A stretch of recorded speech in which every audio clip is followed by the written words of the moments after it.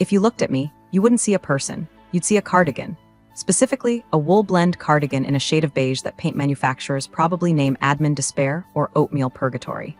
I am 45 years old, I drive a Honda Civic that has never exceeded the speed limit, and I eat a turkey sandwich on whole wheat at exactly 12:15 p.m. every single day. To the people at Trans-Regional Logistics, I am Amanda from Compliance. I am the buzzkill. I am the woman who sends passive-aggressive emails about font sizes and proper filing conventions. I am the gray rock of the office, a term usually reserved for dealing with narcissists, but in my case, it's a professional survival strategy. My boss, Greg, thinks I'm an idiot. Greg is the Vice President of Operations, a title that implies he operates things. Only thing Greg operates is his mouth and an espresso machine that costs more than my first car. He's one of those guys who wears a suit jacket with jeans to look approachable, but screams at the interns if his sparkling water isn't chilled to absolute zero. He treats the office like his personal fraternity house, and I'm the house mother he can't wait to put in a home. Amanda, did you really need to CC legal on the toner request? Greg asked me this morning, leaning against my cubicle wall. He smelled like expensive cologne and desperation. It's a vibe killer, okay? We're trying to disrupt the logistics space, not drown it in paperwork. Policy requires a paper trail for all supply expenditures over $50, Greg, I said, not looking up from my monitor. My voice was flat monotone. I practiced this voice in the mirror. It's the voice of a woman who has given up on joy. You're a riot, Mandy. A real riot. He snorted, pushing off my wall and leaving a smudge on the fabric. Don't forget the all-hands meeting at 2. Try to look alive. I'm unveiling the new transparency initiative. It's going to be huge. He walked away, high-fiving a sales rep named Kyle, who looks like he was 3D printed by a frat house. I waited until Greg was exactly 20 feet away before I typed a 14-digit code into a terminal that looked like a standard Excel spreadsheet, but was actually a masked interface for the Department of Defense. See, Greg thinks Trans-Regional Logistics moves auto parts. He thinks we ship mufflers to Detroit and brake pads to Toledo. And we do.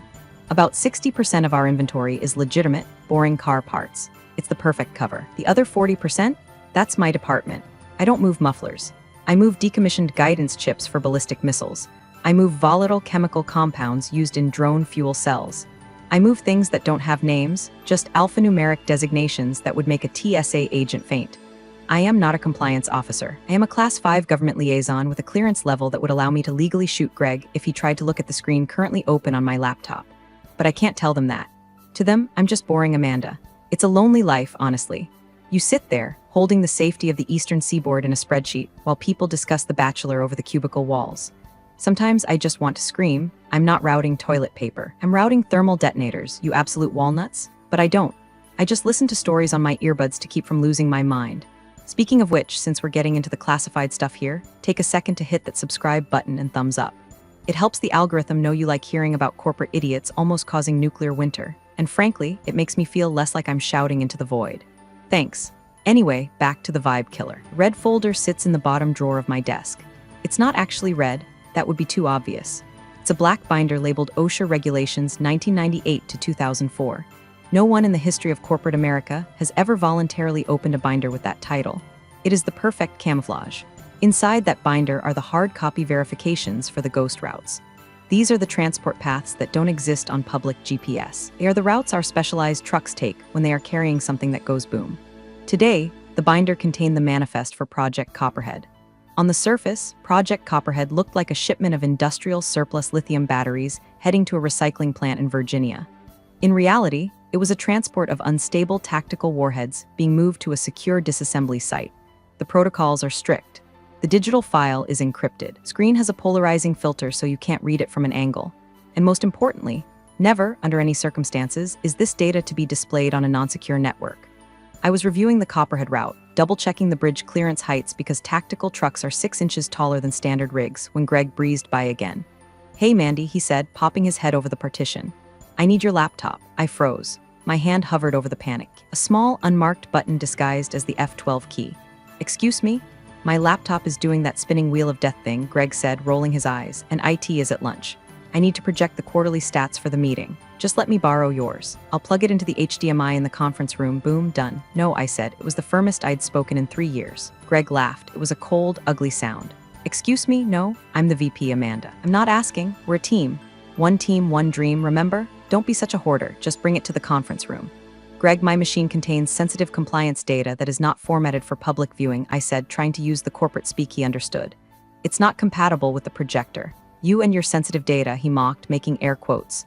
What is it? Social security numbers of the janitors? I don't care. I just need a browser and PowerPoint. Bring it now. He walked away before I could argue. I sat there for a moment, my heart hammering against my ribs. This was a violation, a massive one. If I gave him the laptop, I was breaking protocol. If I didn't, he would fire me, or worse, cause a scene that would draw attention to my department, which is the one thing the agency told me never to do. Stay invisible, Amanda. We need the company to look normal. I looked at the red folder in my drawer. I looked at the encrypted drive on my screen. And then a dark, cold thought entered my mind. Greg wanted transparency. He wanted to show the company what we really do. He wanted to mock my boring work in front of the entire staff to get a cheap laugh. Fine. I closed the secure window, but I didn't log out. I left the biometric key engaged. I minimized the window to the taskbar, where it sat like a loaded gun. Picked up the laptop. It felt heavy, like I was carrying a tombstone. One team, one dream, I whispered to the empty cubicle. I smoothed down my beige cardigan, checked my reflection in the dark monitor to make sure my face was sufficiently blank, and walked toward the conference room. I wasn't just bringing a computer. I was bringing the end of Greg's career, and possibly the end of the world as he knew it. He wanted a show. I was about to give him a federal incident. The conference room smelled like stale bagels and anxiety. It was one of those glass-walled fishbowls that modern architects love because it symbolizes openness, but really just means everyone can see you getting yelled at. The entire staff was there, about 30 people. There was the sales team, loud and jittery on caffeine, the accounting department looking tired, and the warehouse managers looking like they'd rather be literally anywhere else. And then there was Greg. He was standing at the head of the table, pacing like he was giving a TED talk. He had his sleeves rolled up. He was ready to inspire us. All right, folks, settle down, Greg boomed, clapping his hands. We've got a lot to get through. Q3 was interesting, but Q4 is going to be a beast. I sat in the back corner, the spot usually reserved for extra chairs and broken projectors. I had my laptop clutched to my chest. Amanda. Greg pointed at me with a laser pointer. The red dot danced on my beige wool. Pass the baton. I need to drive the ship. I stood up slowly. The room went quiet. I could feel the eyes on me, pitying, annoyed, indifferent. There goes Amanda, slowing things down again. I walked to the front of the room and placed the laptop on the podium. I plugged in the HDMI cable. The screen flickered, then mirrored onto the massive 80-inch display behind Greg. Okay, I said. I voiced barely a whisper. Greg, please be careful. There are tabs open that, yeah, relax, Snowden, Greg interrupted, physically shooing me away with his hand. I'm just opening PowerPoint. Go sit down, you're blocking the synergy. A ripple of laughter went through the room. The sales guys chuckled. Classic Greg, roasting the librarian. I walked back to my seat, but I didn't sit. I leaned against the back wall, my hand slipping into my pocket, fingers wrapping around my secure company phone. It's a thick, ruggedized device that looks like a BlackBerry from 2008 but connects directly to a satellite network. Greg fumbled with the trackpad. Okay, let's see. Where is my presentation? Ah, here we go. He opened his slides. It was standard corporate drivel. Bar graphs that meant nothing. Pie charts about vertical integration. He droned on for 10 minutes about trimming the fat and optimizing workflow. Now, Greg said, a mischievous glint in his eye, I want to talk about transparency. We have some bottlenecks in the system, some bureaucratic hurdles. He minimized his PowerPoint. My desktop was revealed. It was clean, just a blue background. But on the taskbar, blinking softly, was the minimized window for the Department of Defense Logistics interface. You know, Greg said, looking at the screen. Amanda is always talking about her heavy workload. She says she's swamped. Let's take a look, shall we? Let's see what compliance is actually doing all day. My stomach dropped. He was going to open my files. He was going to breach containment to make a joke. Greg, don't, I said. It came out louder than I intended. Oh, calm down, Greg sneered. What are you hiding? Solitaire? Cat videos? He moved the cursor. He hovered over the minimized tab labeled Secure Node Alpha 7. Whoa, Greg laughed. Look at this name. Secure Node sounds super serious. Let's see what's inside. Greg, that is a federal, he clicked. The window maximized. It wasn't a spreadsheet. It was a high-resolution, real-time satellite map of the eastern United States. Overlaying the map were bright red vector lines indicating active transport routes. In the center of the screen, a massive dialog box popped up in stark, red letters. Classified Transport Manifest. Project Copperhead Payload. Mk-88 Tactical Warheads decommissioned/unstable current location. Sector 4 Transit Clearance. TOP Secret /NAFOR. The room went silent. Greg blinked. He squinted at the screen. What the hell is this? Is this a video game? Are you playing Risk at Work, Amanda? He didn't understand. He was looking at the live GPS location of a nuclear-capable asset, and he thought it was a game. Then he did the unthinkable. Look at this, Greg scoffed, pointing at the screen. It says warheads. Jesus, Amanda, how old are you? Role-playing games? And look at this route. He zoomed in. He zoomed in on the map. On the giant screen, the exact location of the truck was visible. It was parked at a rest stop off I-95. It looks like you're routing. What is this? Richmond? Greg laughed, turning to the audience. She's playing war games on company time, folks. This is where your budget is going. He was broadcasting the location of a defenseless nuclear transport to a room full of 30 uncleared civilians, half of whom probably had their phones out. I glanced at the clock on the wall. 2:18:04 p.m. The breach was total. The data was exposed. The ghost route was visible to the naked eye. Something inside me snapped. Not a hot snap like a rubber band breaking. A cold snap like a steel bolt shearing off in deep space. I looked at Greg, grinning like an ape in a suit. I looked at the coworkers, confused but amused. You want to see what I do, Greg? I thought. You want to play the game? I didn't rush forward to close the laptop. That would imply I could fix this. This wasn't fixable. This was a level 5 containment failure. I took the secure phone out of my pocket. I didn't look at the screen. I knew the sequence by muscle memory. Unlock, biometric thumbprint, app, breach, confirm. A tiny vibration buzzed against my palm. One short pulse. Receipt acknowledged. I looked at Greg. It's not a game, Greg, I said. My voice was eerily calm. Sure, Greg waved his hand, turning back to the screen to mock the font choice of the classified warning. He had no idea. He thought he was winning the meeting. He didn't know I had just locked the doors to the cage, and he was trapped inside with the tiger. I sat down. I crossed my legs. I folded my hands over the phone in my lap. There is a specific kind of silence that happens in the wild right before a predator strikes. The birds stop singing. The wind dies down. In the conference room of Transregional Logistics, the birds were still singing, specifically. Kyle from sales was asking Greg if the warheads were for the war on high prices. They laughed, high-fived. I watched the second hand on the analog clock tick. 2:19:15. The protocol for level 5 breach is automated. It's designed to contain information leaks faster than human error can spread them. It doesn't rely on the local police. It relies on a private security contractor authorized by the Department of Homeland Security, colloquially known as the Cleaners. Okay, Greg wiped a tear of laughter from his eye. Seriously though, Amanda, delete this game off the server. It's slowing down the machine. I'm trying to pull up the Excel sheet for the muffler inventory. He tried to close the window. The mouse cursor didn't move. What the? Greg jiggled the mouse. He tapped the trackpad. Frozen. Great. Thanks a lot, Mandy. Your little tank game crashed the laptop. He hit Control-Alt-Delete. Nothing. It's not crashed, Greg, I said softly. Well, it's not working, he barked. Fix it. At 2:20:00, the Wi-Fi signal on the conference room TV vanished. The little fan icon in the corner turned into a red X. Hey, someone in the back said, did the internet just go down? My email won't load. Mine neither, said Brenda from accounting. I was just uploading the payroll batch. Greg groaned. Unbelievable. This building, I swear. Moving to a WeWork next year. I watched the lights on the Cisco router mounted in the glass corner of the room. Usually they blinked a frantic green. Now they were solid amber. Phase 1, digital blackout. All outgoing data was being severed to prevent the leak from hitting the public internet. If anyone had taken a picture of that screen and tried to upload it to Instagram, that upload was now dead in the water. My phone's not working either, Kyle said, tapping his iPhone screen. I have 0 bars. I had 5G a second ago. It's a dead zone. Greg dismissed him. We're in a concrete box. Focus, people. Since Amanda's computer is a brick, I'm going to just talk through the numbers. He started talking about synergy again. I felt a second vibration in my hand. 2 pulses. Phase 2, physical containment. Greg, I said. He ignored me. So if we look at the logistics of the Q3, Greg, I said. Slightly louder. What? He snapped, turning to me. What is it now? Can't you see I'm trying to save this meeting? You might want to check the door, I said. Greg stared at me like I was speaking Aramaic. The door? Why? Did you order pizza? Is that why you're interrupting me? Did you order pizza on the company card? Just check the door, Greg. He huffed, threw his hands up, and marched over to the glass door of the conference room. It was a heavy glass slab with a brushed steel handle. He grabbed the handle and pulled. It didn't move. He pulled harder. The glass rattled slightly in the frame, but the mechanism held fast. What the hell? Greg muttered. He used 2 hands. He put his foot against the frame and yanked. The door was solid. It stuck, Greg said, turning to the room. The handle is jammed. Kyle, give me a hand. Kyle, the human golden retriever, jumped up. I got it, boss. Kyle grabbed the handle. Yanked? Nothing. Did you lock it?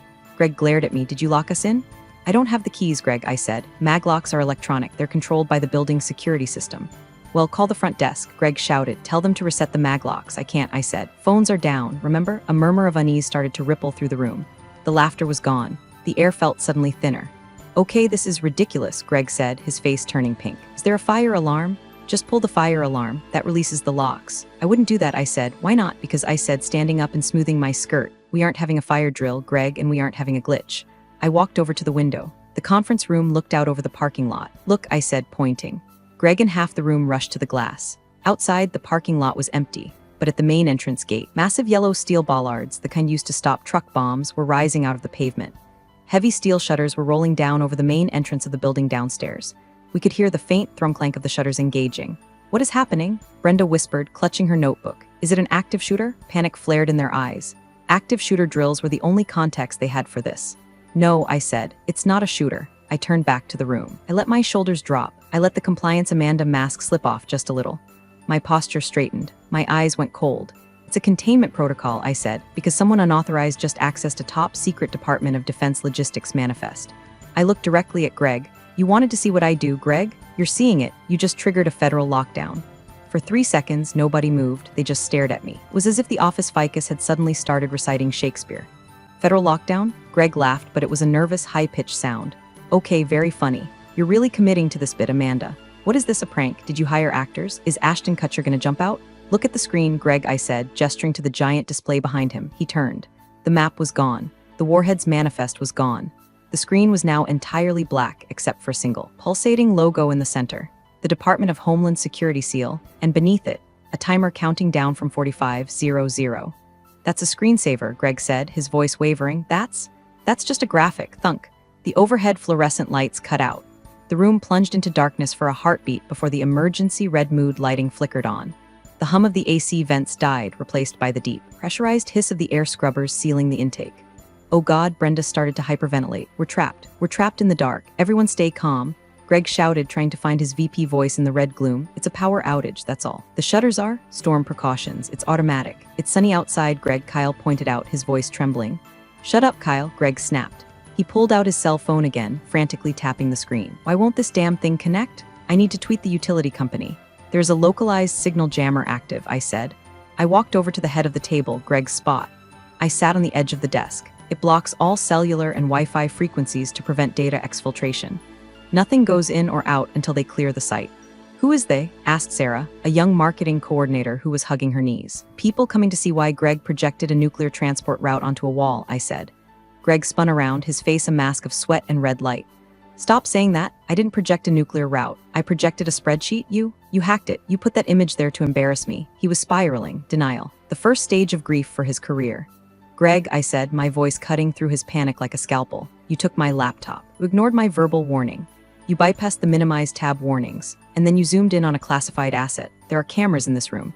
The webcam on my laptop was active. They saw everything." "Who saw?" Greg screamed. "Who is watching us?" "Defense Intelligence," I said, "and probably the NSA by now." Greg backed up until he hit the whiteboard. He looked like a trapped rat, but I'm the VP. I have authorization. I run this building. "You run a logistics hub for mufflers," I corrected him. "You do not have clearance for Project Copperhead. In fact, by forcing me to display that data, you've technically committed a violation of the Espionage Act." The room gasped. "Espionage?" Greg squeaked. "I love America. I have a flag on my porch." "Intent doesn't matter with level 5 data," I said, reciting the handbook I'd memorized 10 years ago. "Unauthorized disclosure is unauthorized disclosure. Negligence is not a defense." The timer on the screen ticked down, 3800. "What happens when the timer hits 0? Sarah asked, tears streaming down her face. "That's when the breach team arrives," I said. "They are currently en route via helicopter from the regional field office. The timer is their ETA." "Helicopters?" Kyle whispered. "SWAT teams?" Brenda sobbed. "Something like that," I said. "They're going to breach the building. They will secure the room. They will detain everyone for questioning. They will scrub your phones and laptops. And then they will arrest the person responsible for the leak." 30 pairs of eyes turned to Greg. "Now, wait a minute." Greg held up his hands. "This is her laptop. She brought it in. She set me up. You all saw it. She handed it to me." "We saw you demand it," Kyle said quietly. "She said no. You yelled at her." "I was managing." Greg yelled. "That was management. It looked like bullying to me," said the quiet IT guy from the back row. The alliance was fracturing. The tribe was turning on the chief. "Listen to me," Greg pleaded, sweating profusely now. "We have to fix this. Amanda, you can stop this. Call them off. Tell them it was a mistake. Tell them it was a drill." I looked at him. I looked at the man who had made my life a misery of micromanagement and condescension for 5 years. The man who called my work boring. "I can't call them off, Greg," I said. "I'm just the compliance officer. Remember, I just filed the paperwork. Don't give me that." Greg lunged toward me, grabbing my arm. "You know what's going on. Fix it, or so help me God, I'll fire you right now." I looked at his hand on my cardigan. Touching a federal asset handler during a containment event, I said calmly, "That's another charge, assault on a federal officer." Greg snatched his hand back as if I were made of lava. "Federal officer," he whispered. I stood up, I smoothed the fabric where he'd grabbed me. "Sit down, Greg," I ordered. Not requested, ordered. And for the first time in the history of trans-regional logistics, Greg sat down. The red emergency light gave everyone a ghoulish, sickly cast, but it suited the mood perfectly. The illusion of the normal office was dead. We were now in the belly of the beast. Okay, everyone, listen to me, I said, my voice projecting clearly without shouting. You have 35 minutes before the extraction team arrives. If you want to get out of this without being tackled and zip-tied, you need to do exactly what I say. They nodded. Even Greg nodded, looking at the floor, wringing his hands.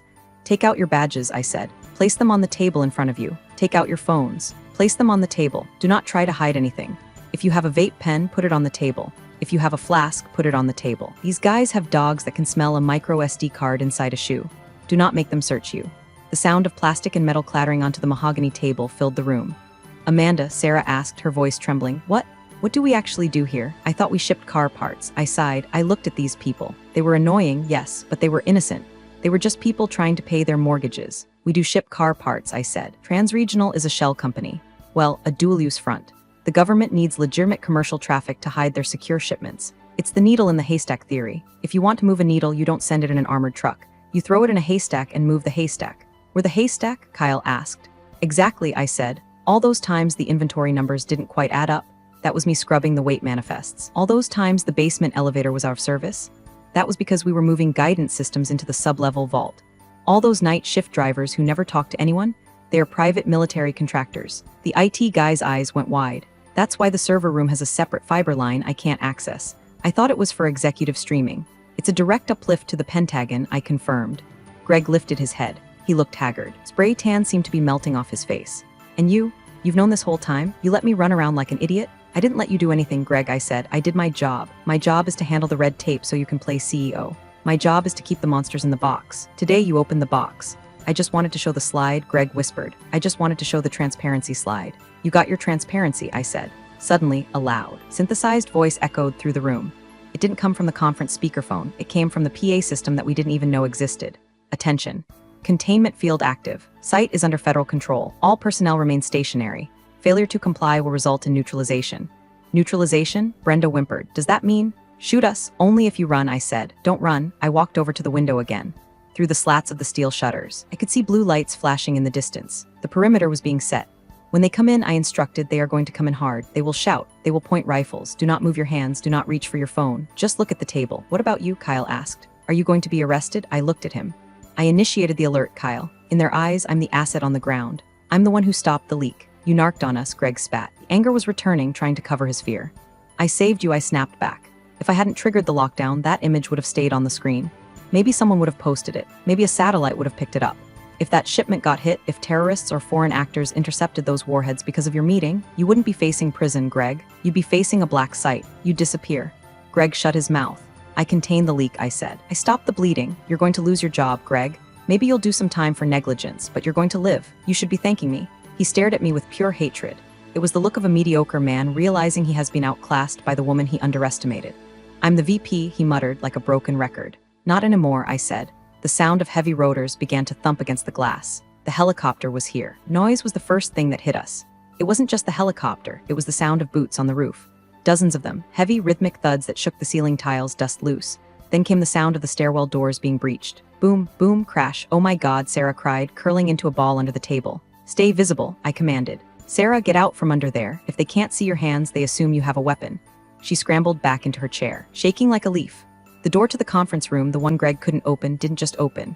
It exploded inward, not with explosives, but with a battering ram that shattered the magnetic lock mechanism. The glass spiderwebbed and rained down onto the carpet. Hands, show me hands. Heads down now. 6 men in full tactical gear, black helmets, face masks, body armor, no insignias, poured into the room. They moved like water, flowing around the table, weapons raised. Laser sights swept across our backs, painting the room in dancing red dots. Down, heads on the table. I put my hands flat on the table and lowered my head, but I kept my eyes open. I watched Greg. Greg was paralyzed. He was sitting upright, staring at the muzzle of an M4 carbine pointed at his nose. Get down, the lead operator screamed at him. I'm the vice president, Greg shouted back, his voice cracking. Can't do this, I want to see a warrant. Who is your supervisor? It was the ultimate let me speak to your manager moment, delivered to a man whose job description was state-sanctioned violence. The operator didn't argue. He didn't produce a warrant. He simply stepped forward, grabbed Greg by the back of his expensive suit jacket, and slammed him face first onto the mahogany table. Crack. Greg's nose met the wood. He screamed. Subject secured. The operator yelled, "We have the hostile." I'm not a hostile. Greg gurgled into the table, blood starting to pool under his face. I'm a taxpayer. Another operator moved down the line, zip-tying our wrists. He He got to me. He saw the beige cardigan. He saw the face of the woman who had bored him to tears in the personnel files. He paused. He looked at the phone on the table in front of me, the secure, ruggedized device. He tapped his earpiece. Command, I have the handler. Target is secure. Confirm status? He listened for a second. Copy that. He didn't zip tie me. Ma'am, he said, his voice modulated by the mask. Please stand up. Slowly, I stood up. The rest of the office gasped. Kyle, his face pressed against the table, looked up at me with wide, terrified eyes. Is she with them? He whispered. Silence, an operator barked. The lead operator, the one holding Greg down, looked over at me. Agent? Excuse me, Miss Miller. You confirm the source of the breach? I looked at Greg, pinned like a butterfly. The source is the individual you have secured, I said, my voice steady. Gregory P. Henderson. He commandeered a secure terminal, bypassed verbal warnings, and broadcasted manifest Copperhead to uncleared personnel. He acted alone. He acted against protocol and overrode my direct objection, I said. The staff here, I gestured to the trembling coworkers, are witnesses. They're not combatants, they were just watching the slideshow. Understood, the operator said. He leaned down to Greg's ear. Mr. Henderson, you are being detained under Title 18 of the United States Code, Section 793. Gathering, transmitting, or losing defense information.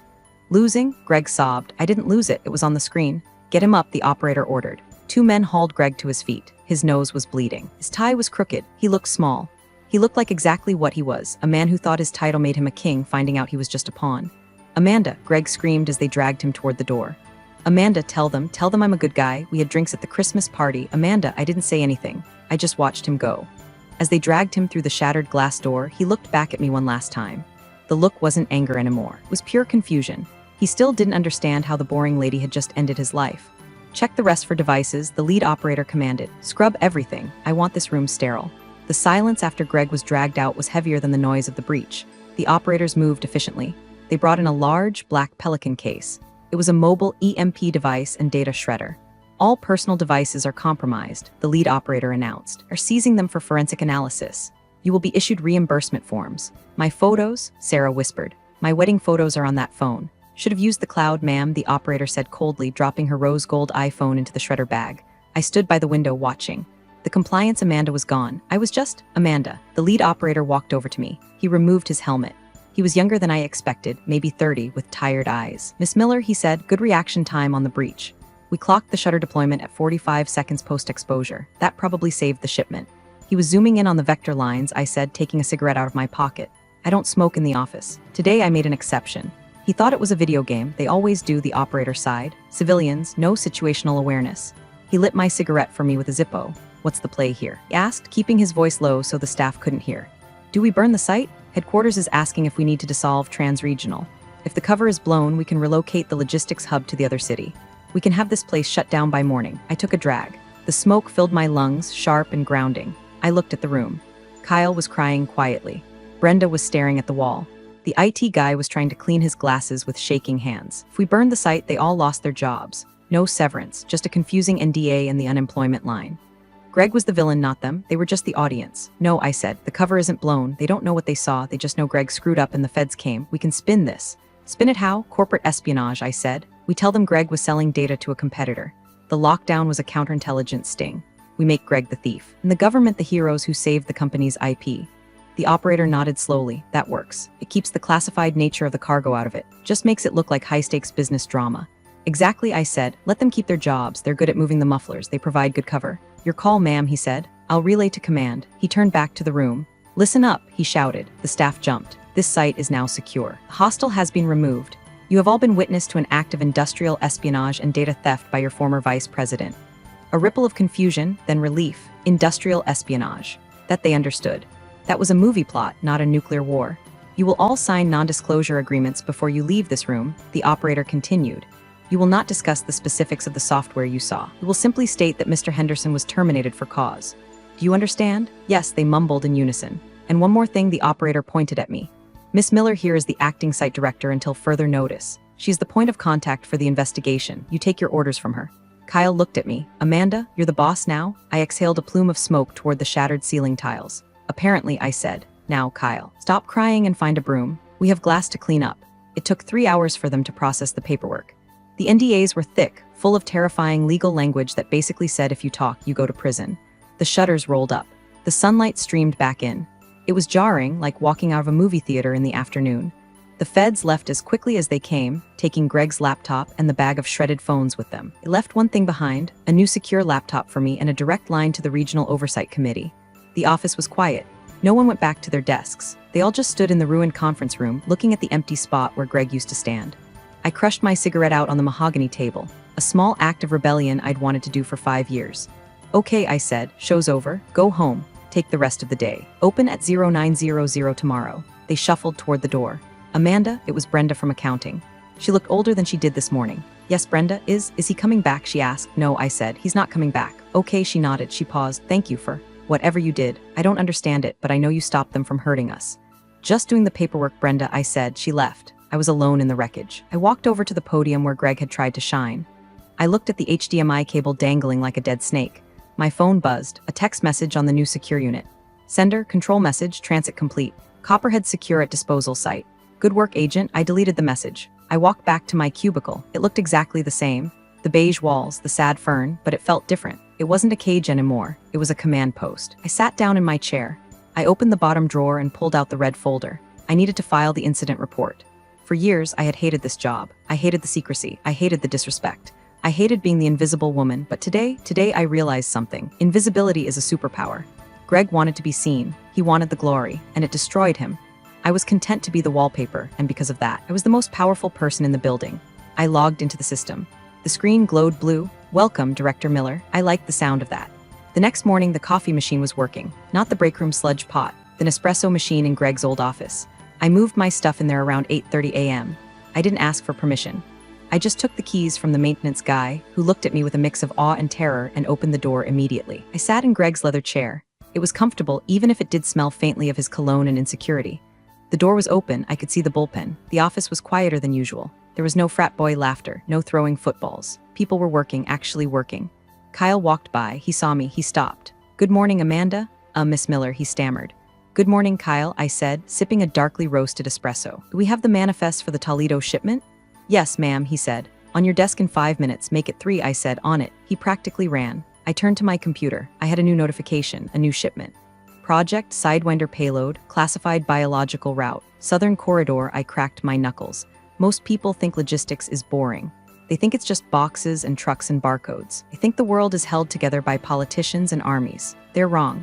The world is held together by the people who make sure the dangerous things get from point A to point B without anyone noticing.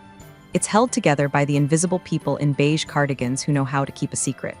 Greg thought this was a game. He thought he could play with the big boys. He forgot the first rule of the jungle. The loudest monkey is the first one eaten. I'm not loud. I'm just compliant. I approved the route. I locked the folder. I took another sip of coffee. Paperwork isn't boring. It's the only thing keeping the monsters in the box. And yesterday, I let one out just long enough to eat the idiot who tried to open the lid. I think I'm going to like being the boss. Thanks for watching, you cubicle warriors. Hit that subscribe button. Unless you're my old boss, then you're on your own. Revenge of the coffee pot strikes again.